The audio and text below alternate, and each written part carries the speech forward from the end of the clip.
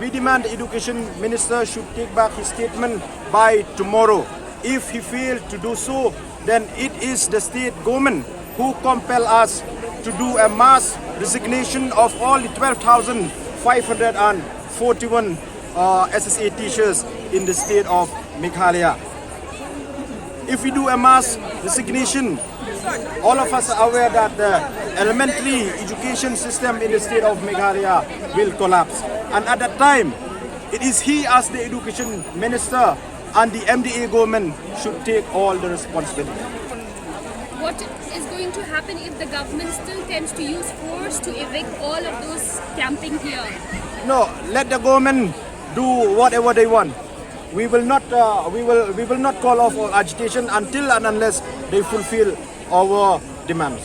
So you will stick to the statement of do or die? Yeah, we will stick with the statement do or die.